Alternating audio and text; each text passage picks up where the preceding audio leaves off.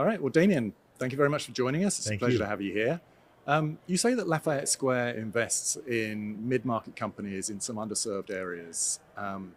Why have you chosen that theme, and why is it a compelling investment opportunity? Working class people, working class places are the biggest theme in American capitalism. It's a bold statement. Yes.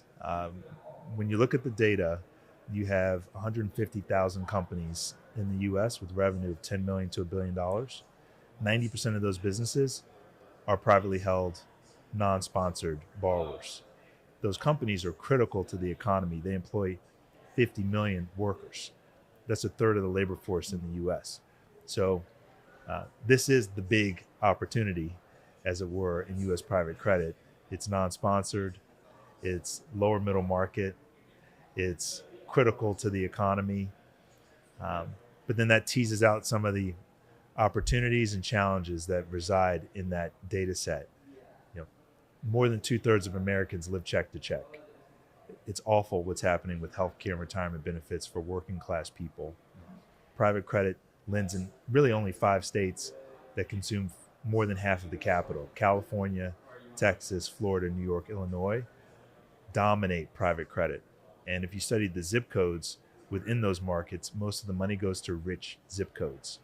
So we have a challenge and an opportunity to spread capital in a more reasonable, more diversified fashion. As it stands, if you are outside of one of those 5 markets, your cost of capital is artificially high, your access to capital is artificially low, and your workers suffer. Our strategy at Lafayette is to get into those markets and align with employers to bring better benefits to their workers, because it results in us having a better economic experience, and we've left the community better off. So, is the mission more important than the returns, though? Is this a mission-driven business? I have 4 kids. I love them all. And so the mission and the business are inextricably linked. The business exists because of the mission, and the mission is able to move down the path because of the business. And it just so happens the economics are actually quite good. And the federal government is encouraging this type of behavior and has been trying for decades to encourage the private sector to show up in working class places with working class people. It's Wall Street that has been tempted by ratings, large and sponsored, as being the only way capital can flow. And it misses the mark. Right. The safe options, effectively, the tried and tested. But so you're able to find the same kinds of opportunities that you would find in the larger business sector? Absolutely. And typically with lower leverage, higher coverage, lower loan to value, and higher spreads. So on a risk adjusted basis, the returns are fantastic. But it comes with the stipulation that if you want the government as your financial partner, you need to show up in the lower middle market, not the upper middle market. The federal government would not provide financing on generous terms to go out and make loans to 100 million EBITDA companies. Right. That's not the mission, the mission or the vision of the government. Right. So part of your model is that you are using government finance to support the lending. We named the business Lafayette Square after a park in Washington, D.C., opposite the White House. We are native to Washington. We fully embrace partnering with government. Government is our largest investor. Yeah. So can you give me some examples of companies that you invested in that really epitomize the social and the financial returns you're talking about? Sure. We have over 50 portfolio companies today. Just to pick a couple of examples, we've got a company in the Southeast that trains dogs to sniff cargo in airports. This is a highly regulated business. You want to make sure the cargo is safe, and you need specially trained canines to do that work. Turns out there's a 15, 20 million EBITDA business in that space that we were able to finance. And think about what it is to be a dog handler. Dog handlers need healthcare and retirement benefits just as much as software engineers for a business that we agree can't be outsourced to AI. The dog handlers have to actually be there in the airport or at the arena, checking for munitions. Uh, Terrific business, family owned, and something we were really glad to support and help that particular company bring better employee benefits to their workers. As a result of them adopting better benefits, we actually gave them a lower interest rate on the loan that we provided. I give you another example of a landscaping business, third generation family owned business, also 20 million of cash flow. Fantastic company. Because of the nature of the business, it's manual labor, it's intense, you're in the hot sun often. Getting those workers to stay in that turnover is a big priority for the ownership. Lafayette Square was able to bring resources to that conversation and further incentive, again, in a highly recurring revenue, high margin business with a fantastic family that's a safe pair of hands. There are many examples, from waste collection to schools for little kids who want to learn how to dance. I feel they have to do it in lieu of going to a sports league. What parents are willing to pay to train their little kid how to dance, it would shock you.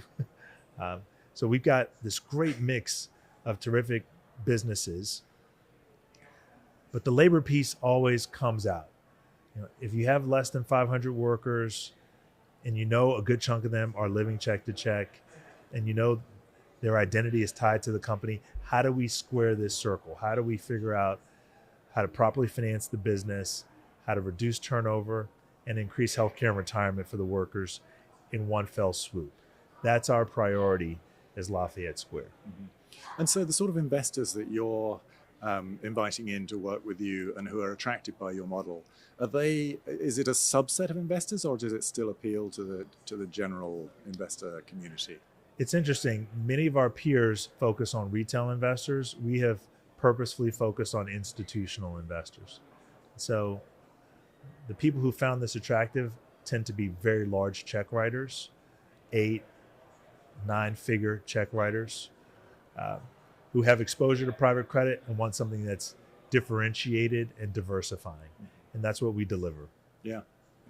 And there's a perception that non-sponsored lending can be riskier and slower than sponsored lending. Is that a fair comment on that?